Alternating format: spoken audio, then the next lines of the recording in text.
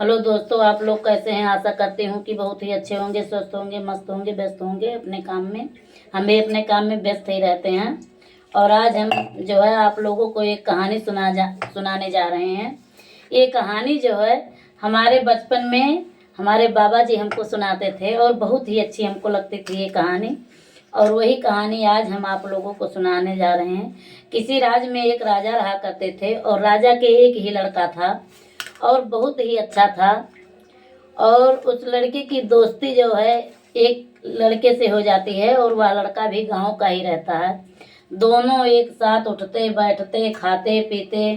एक गरीब परिवार से था और एक राजा का लड़का था। दोनों में जो है इतनी ज़्यादा मित्रता की थी कि दोनों एक साथ रहते खाते पीते उठते बैठते साथ में एक साथ घूमते।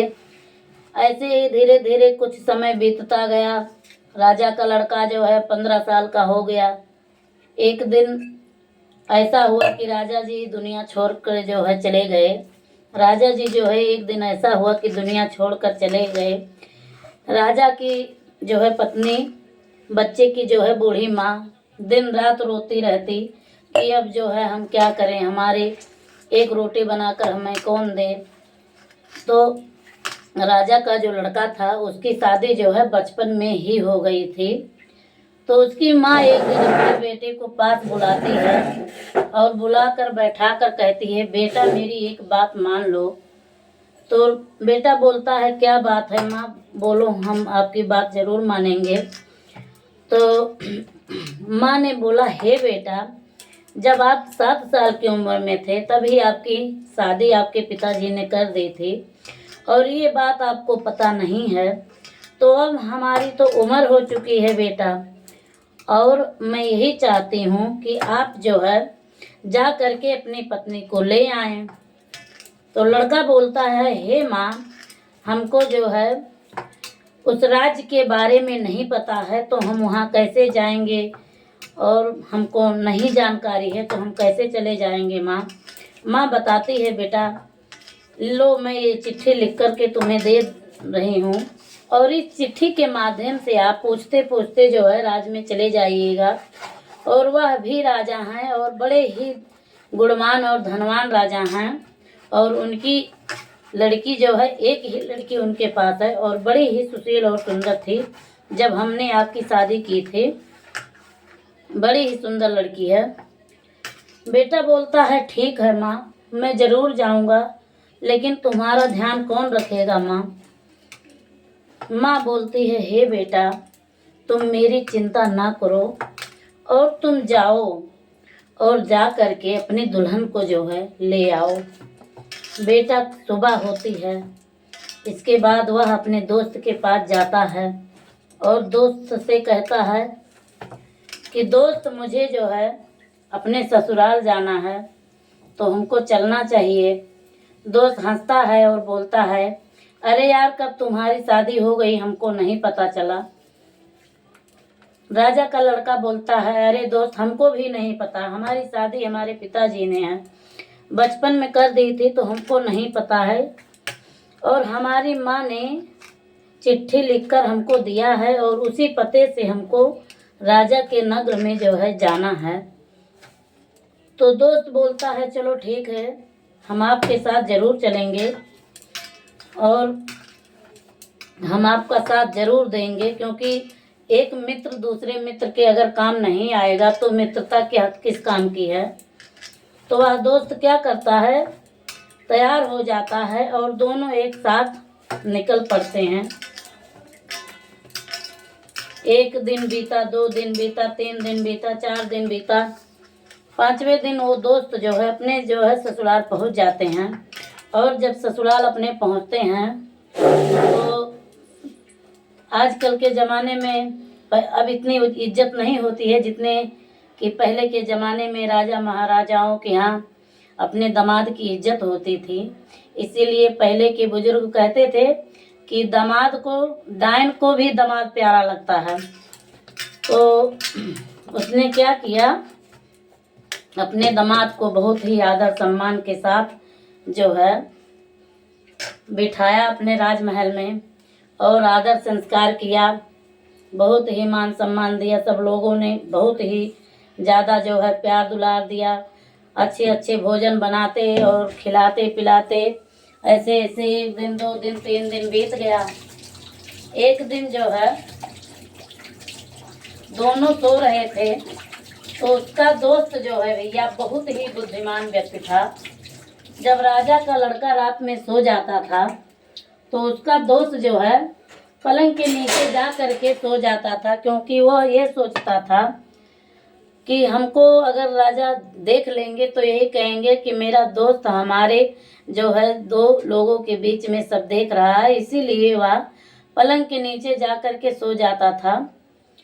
तो यहाँ एक दिन क्या हुआ, राजा सो गए, बहुत ही गहरी नींद में सो गए। और राजा की जो है जिससे शादी हुई थी, यहाँ की राजा की रानी जो है रात में उठी और वह एक साधु से मिलने चली गई, क्योंकि राजा की जो लड़की थी वह एक साधु से जो है प्रेम करती थी। और जब राजा का लड़का रात में सो जाता था तो रानी जो है रात में उठ के चुपचाप अकेले नंगे पांव उस साधु महात्मा से मिलने चली जाती थी। 1 दिन बीता, 2 दिन बीता, 3 दिन बीता। राजा तो सो जाता था क्योंकि उसको कुछ पता ही नहीं चलता था, लेकिन जो राजा का दोस्त था वो सब कुछ देख रहा था। तो ऐसे ऐसे कार्यक्रम जो है चलता रहा, कुछ दिन बीत गए। तो एक दिन जो है साधु बोला, आजकल तुम इतनी लेट क्यों आती हो?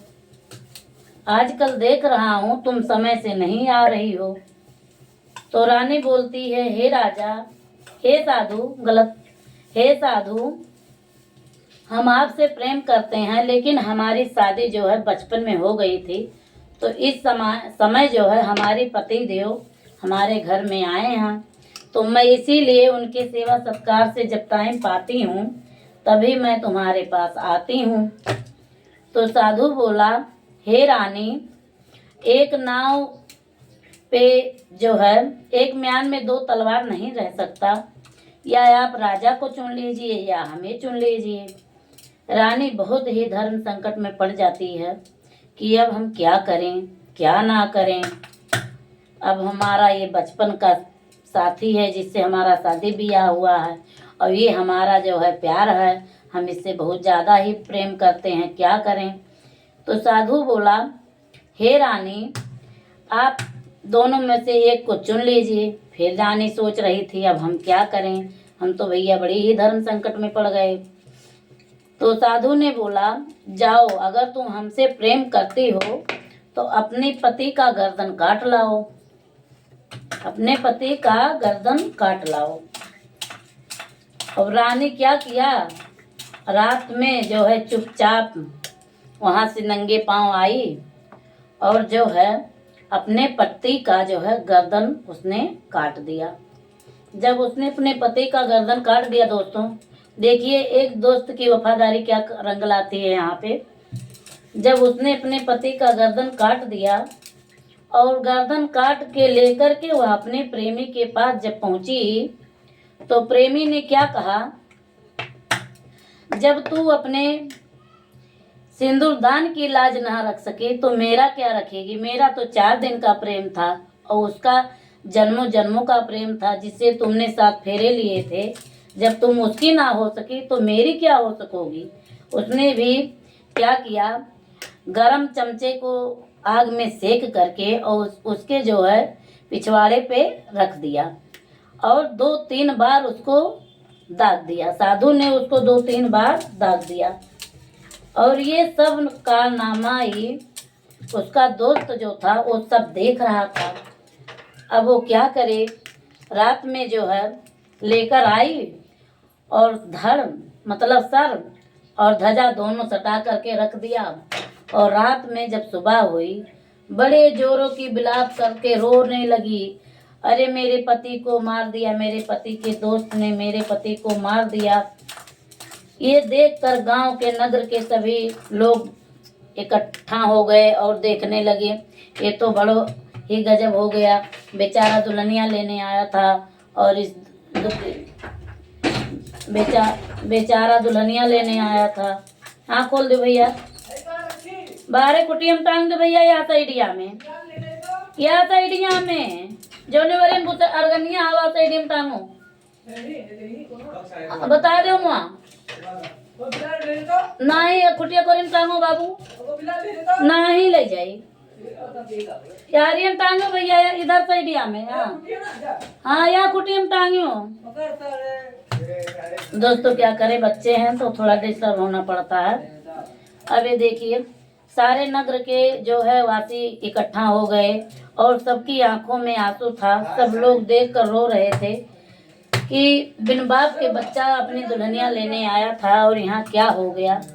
देखिए सब लोग, फिर दूसरे की बात पर भरोसा कौन करे, वो तो उस राज्य का नहीं था। लड़का बोला, हे राजा मैं ऐसा क्यों करूँगा, मैं तो उसका सच्चा मित्र हूँ और भला अपने दोस्त की गर्दन कोई क्यों काटेगा।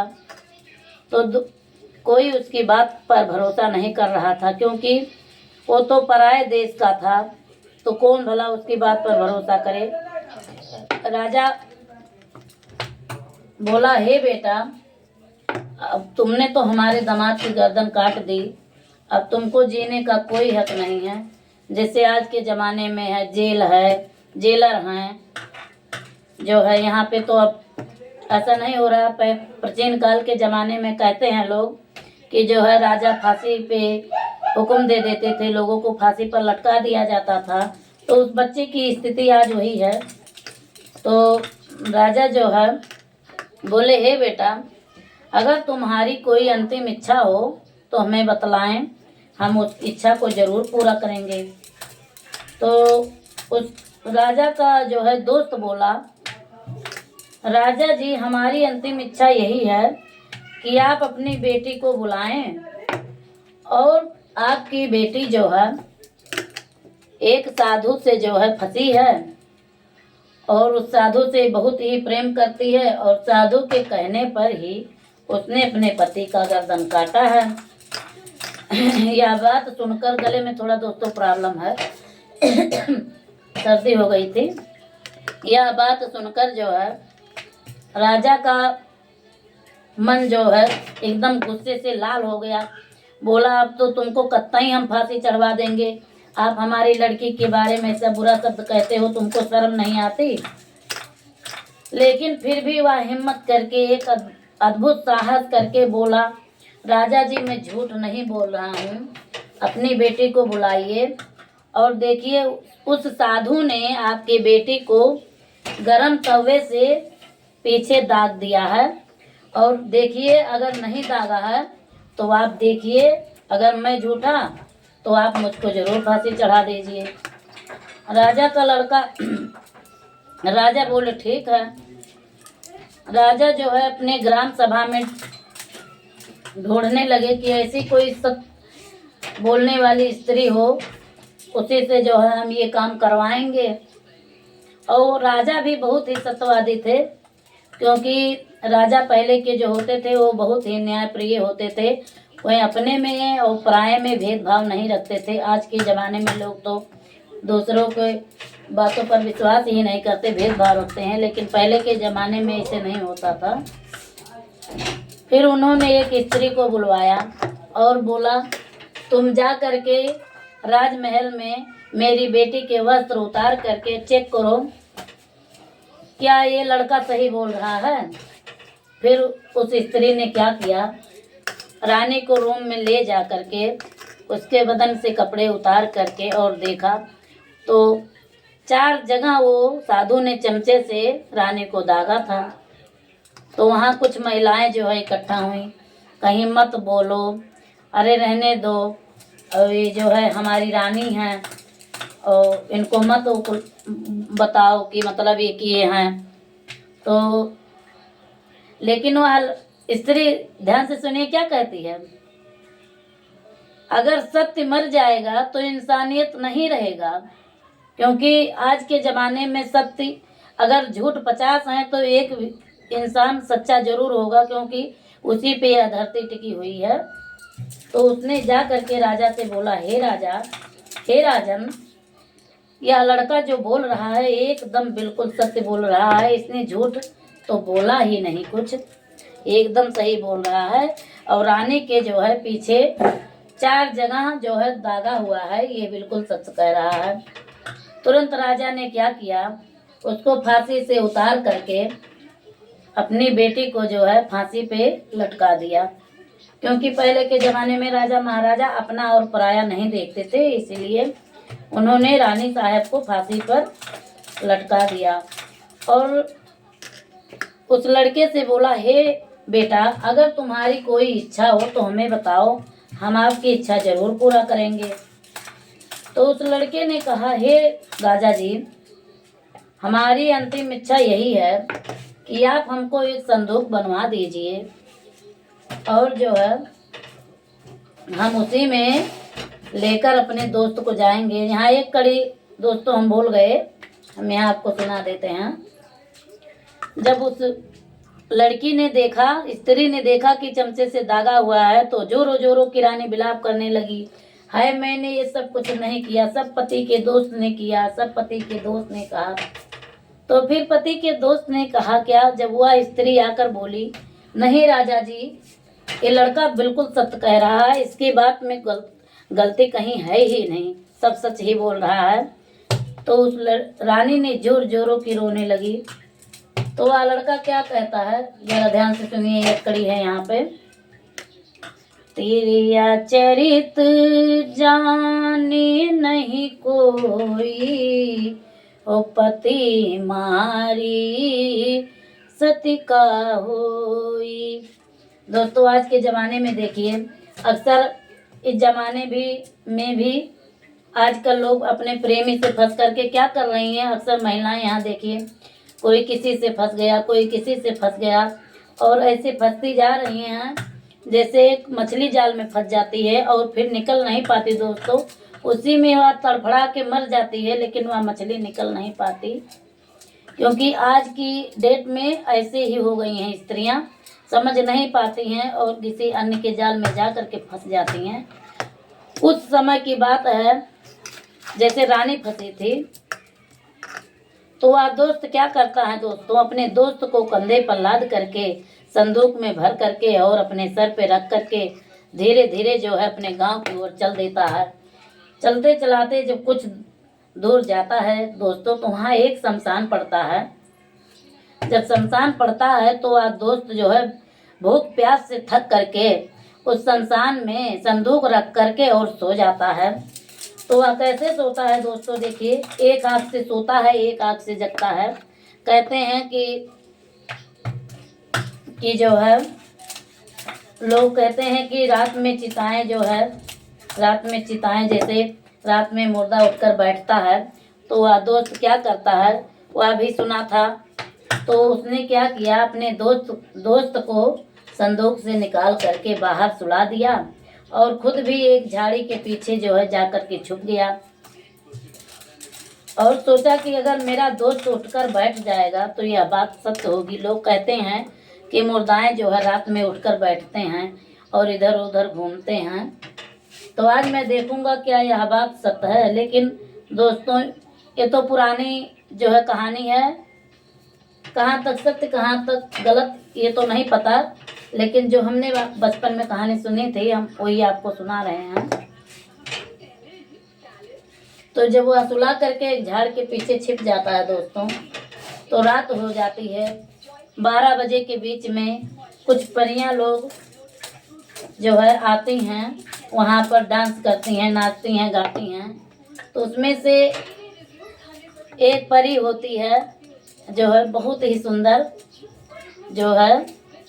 तो उस परी ने जब उस राजा के चिता को देखा, मतलब लाश को देखा, तो वह उसको देखकर ही मोहित हो गई। बोली, ये तो इतना सुंदर राजा का लड़का है और यहाँ पर पता नहीं क्यों सोया हुआ है, शमशान में इतनी रात को पता नहीं क्यों सोया हुआ है।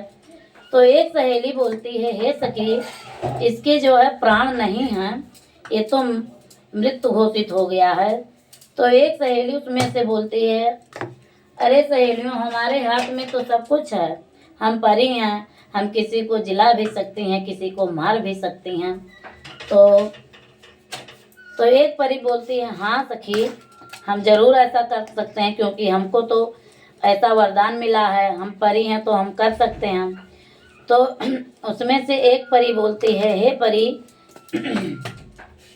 आप इंद्रलोक जाओ और जा करके जो है एक मृत सोटा और एक अमर सोट, नहीं गलत हो गया, सॉरी, थोड़ा यहाँ हम भूल गए। और जा करके वहाँ इंद्रपुरी से जो है अमर सोटा ले आओ। तो एक परी उसमें से उड़ती है और जा करके अमर सोटा लेकर भैया आती है। और जब अमर सोटा लेकर आती है और रानी 7 बार राजा के शरीर पे घुमा करके और एक सोटा जब मार देती है भैया, तो राजा राम राम करते हुए उठकर बैठ जाते हैं। जब उठकर बैठ जाते हैं राजा, तो फिर राजा बैठे, कहें आज हम तो भैया बहुत सोए, इतना ज़्यादा सो लिए कि हमारी आँख ही नहीं खुल रही थी। लेकिन उनको क्या पता कि उनके पीछे क्या क्या हुआ। वो तो बेचारा उनका दोस्त ही जाने ना कि जो कुछ हुआ। तो फिर उस दोस्त ने निकल के झाड़ से जल्दी से बाहर आया और रानी को पकड़ लिया, मतलब परी को पकड़ लिया और बोला, हे परी, तुमने हमारी लाश को क्यों जिंदा किया? हमारी लाश जैसे थी हमको वैसे बनाओ। परी अब क्या करे, धर्म संकट में पड़ गई।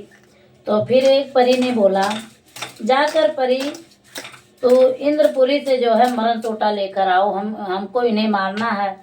फिर एक परी उड़ती है और उड़ के आसमान में जाती है और आसमान में जा कर के दोस्तों एक मरण सोटा ले आती है।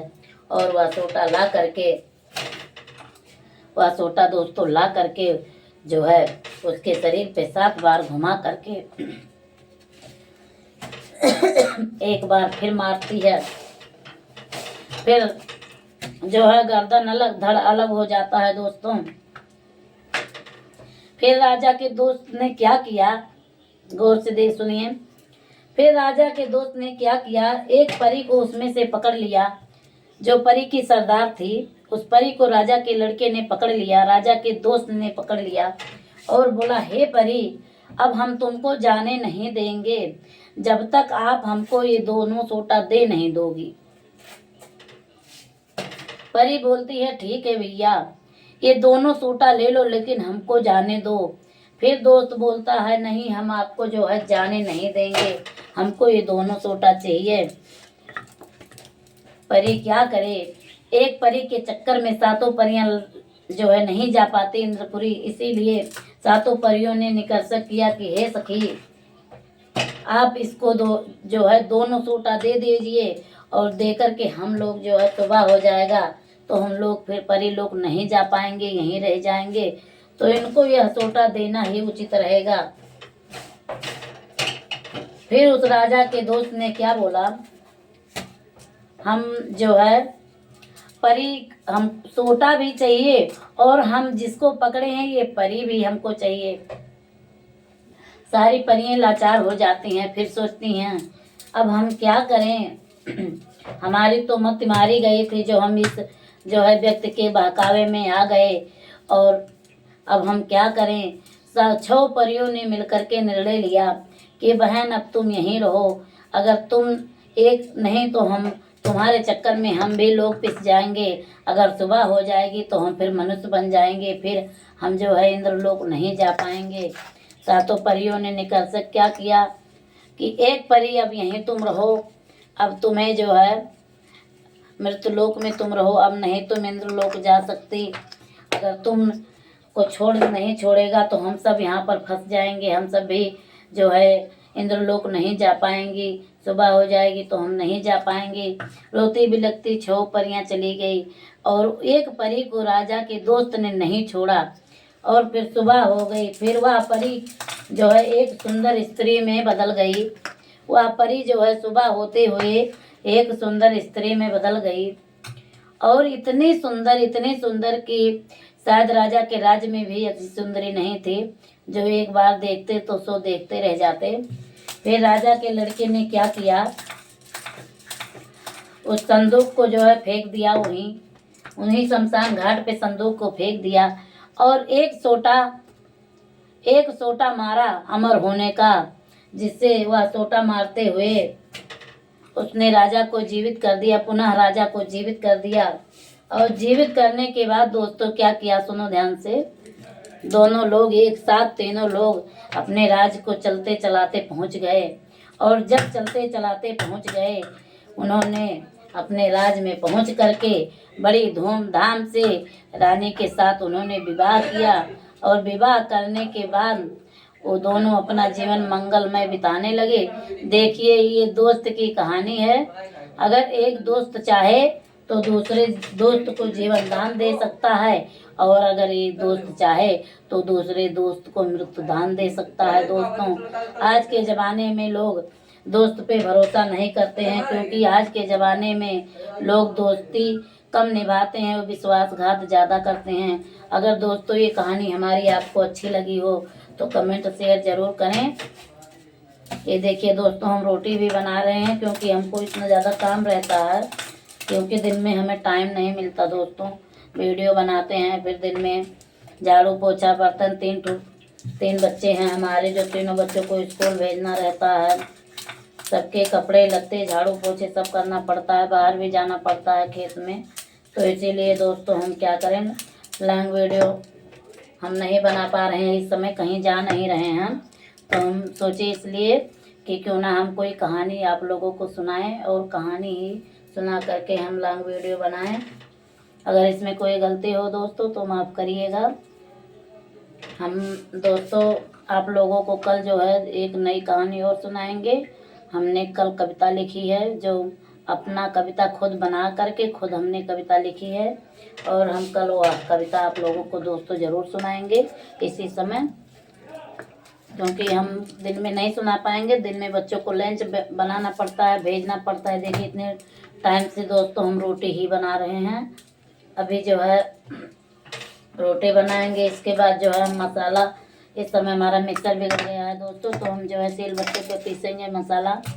अभी हम सब बनाएंगे, इसके बाद 8 लोगों को खाना खिलाना है। हमारे घर में 3 बच्चे हैं, हमारे पति जी हैं, ससुर जी हैं, हमारा भाई आया हुआ है, हमारा बहने आया हुआ है।